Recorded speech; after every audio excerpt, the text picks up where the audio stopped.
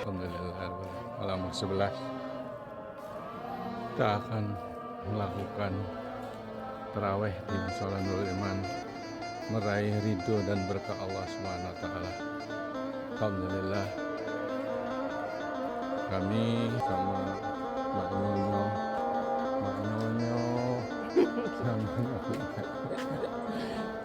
berkesempatan, kebetulan masih bisa, nggak ada kesibukan. Pak Didi sudah melan azan. Oh, Mushola Nurul Iman. Malam keberapa ini?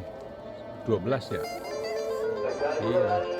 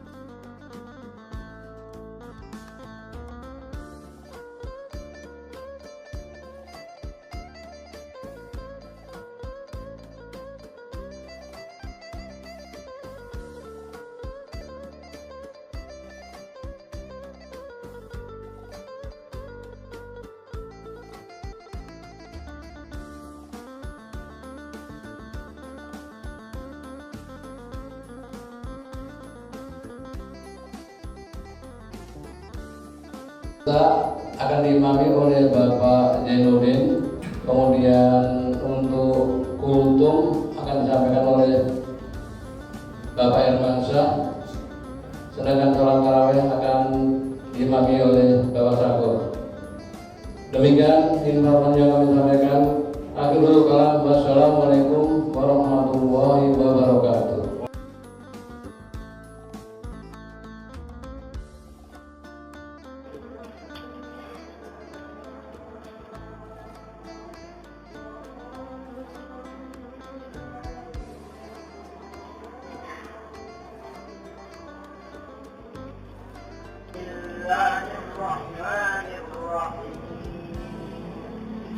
Alhamdulillahi Rabbil Alamin, Ar-Rahmanir Rahim, Maliki Yawmiddin, Iyyaka na'budu wa iyyaka nasta'in, Ihdinas siratal mustaqim, صراط الذين أنعمت عليهم غير المغضوب عليهم ولا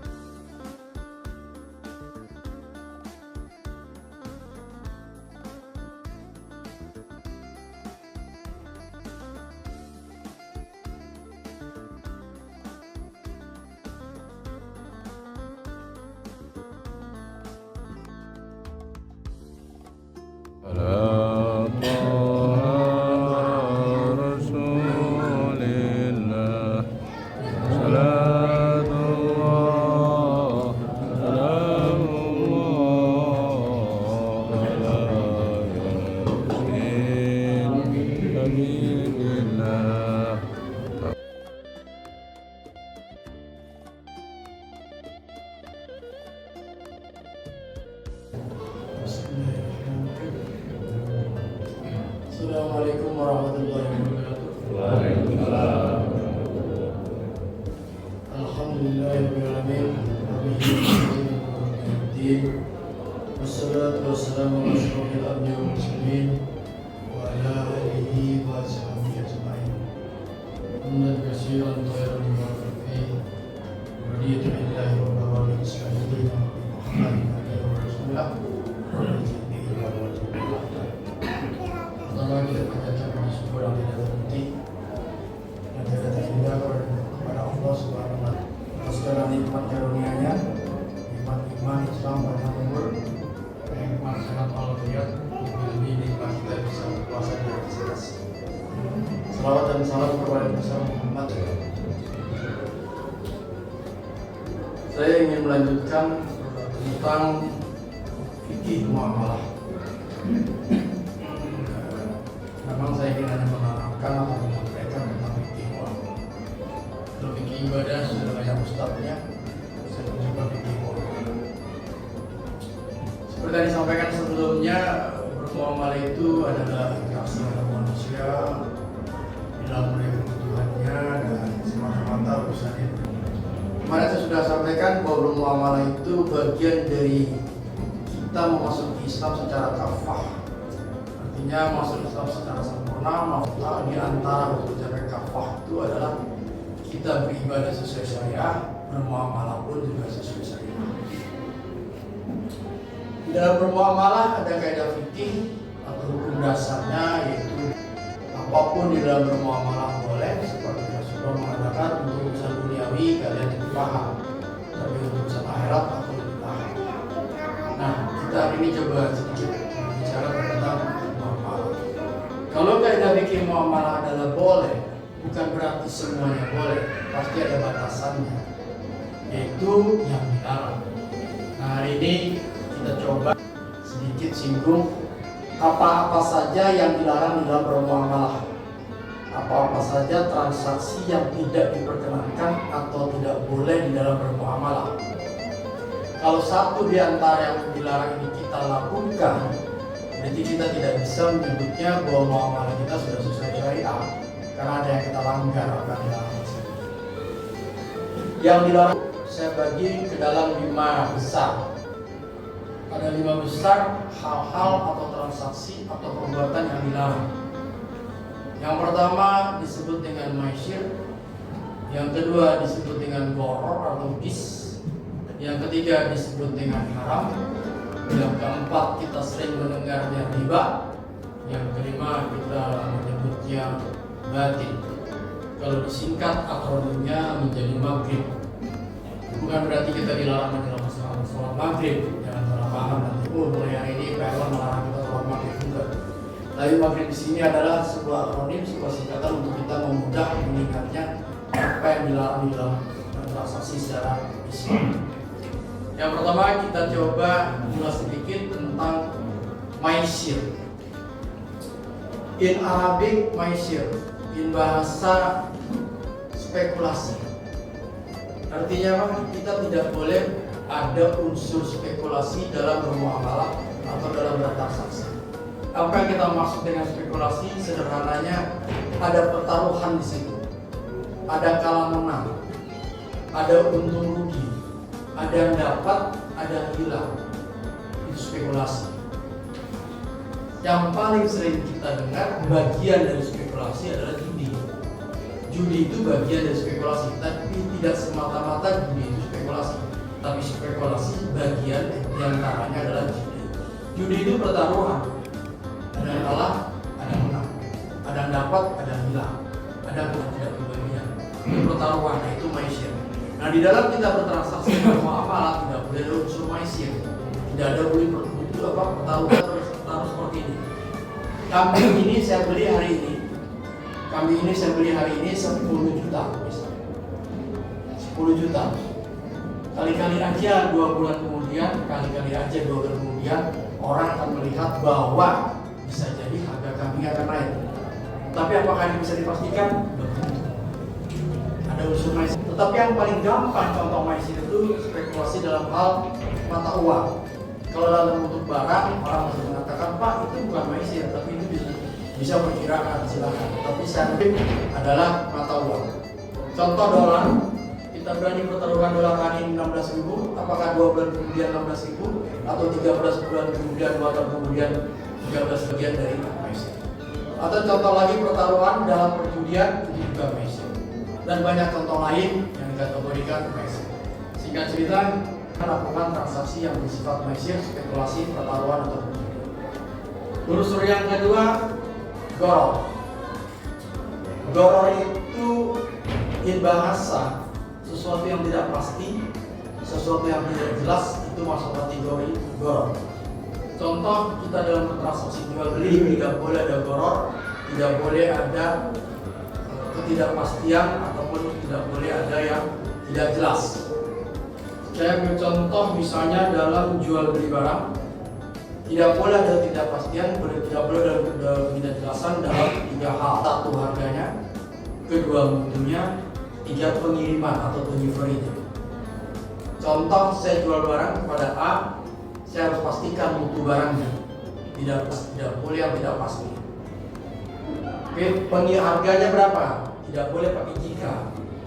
Jika ada jika berarti barang harganya tidak jelas. Artinya apa? Tidak ada satu harga. Padahal dalam jual beli dikenal dengan tidak boleh ada kata jika. Jika barang A, jika barang B, harga menjadi A, jika barang C, harga menjadi A, dan lain-lain.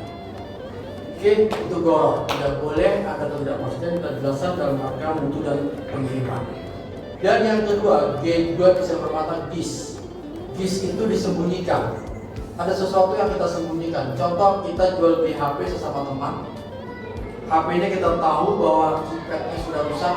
HP-nya kita tahu bahwa sudah gompel-gompel, tapi kita sampaikan kepada penjualnya, tidak kita beritahu keadaan yang sesungguhnya. Itu masuk kategori gis. Ada yang kita sembunyikan. Nah, ini juga masuk transaksi yang dilarang. Yang ketiga, saya coba sampaikan, yaitu haram. Tidak boleh melakukan transaksi yang bersifat haram.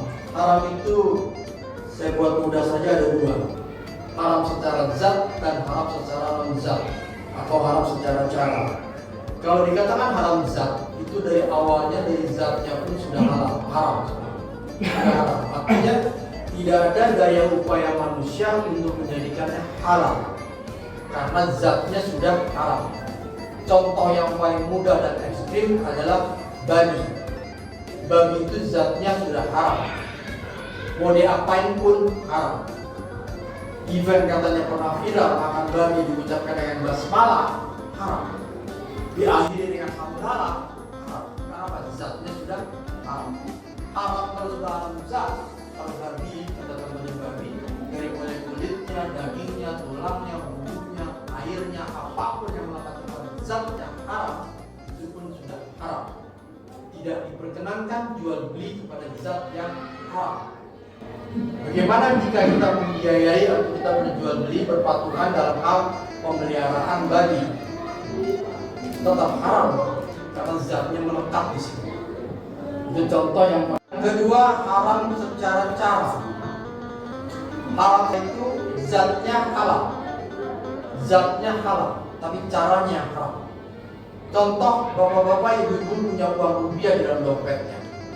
Secara zat rupiahnya halal, tapi yang membuatnya haram caranya.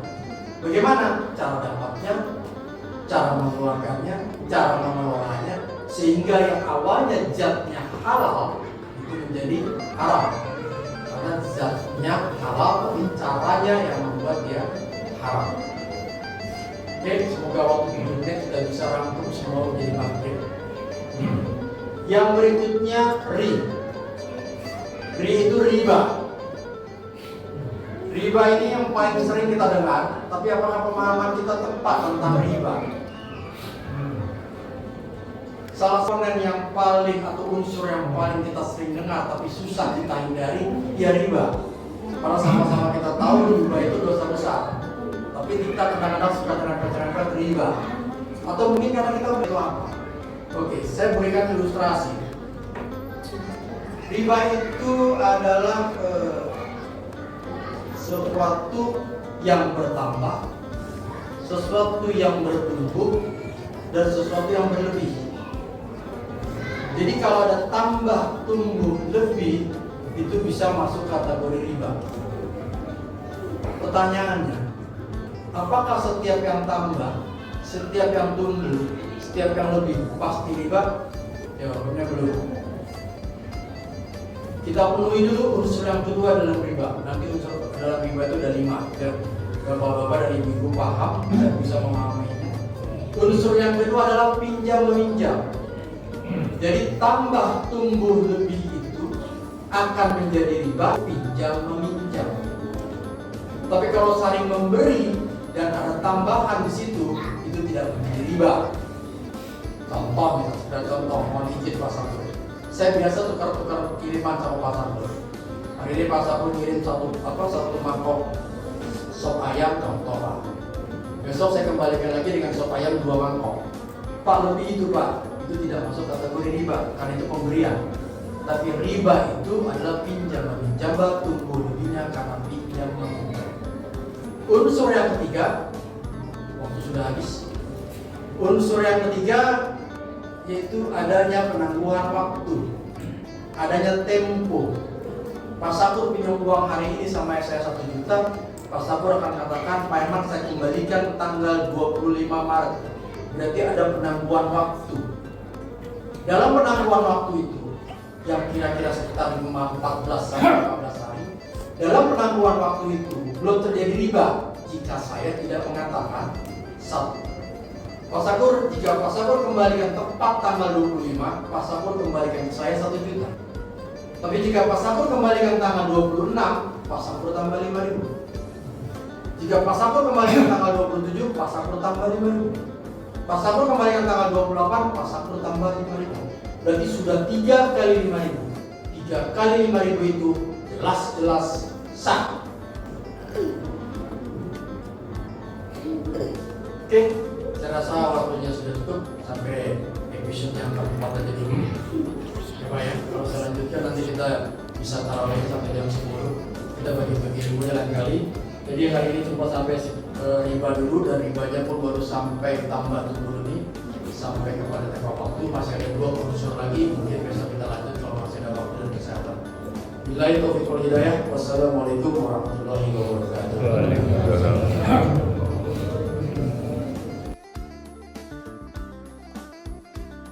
Subhana rabbil ma'bud, subhana rabbil ma'bud, subhana malikil hayyil la yanamu wa la yamutu wa la yamutu abada. Subuhun kudusun rabbuna wa rabbul malaikatu war ruh.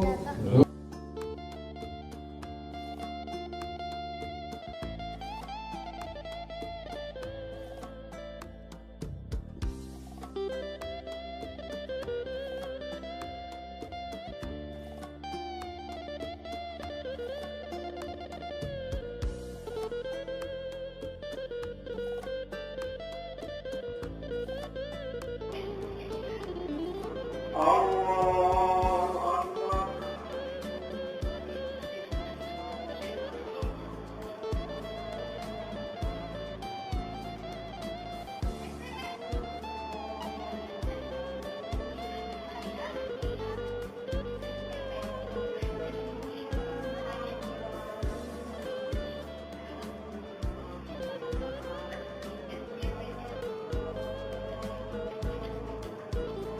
بسم الله الرحمن الرحيم.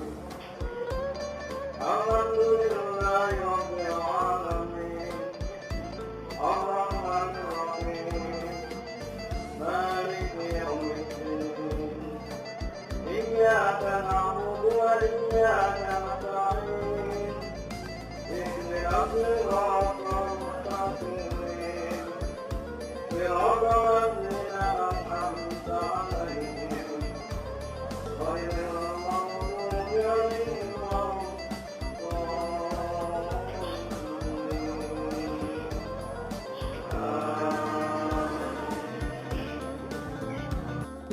Alhamdulillahi rabbil alamin hamdan yuwafi ni'amahu wa yukafi mazidah. Ya Rabbana lakal hamdu wa lakal syukru kama yanbaghi li jalali wajhika wa 'azimi sultanik.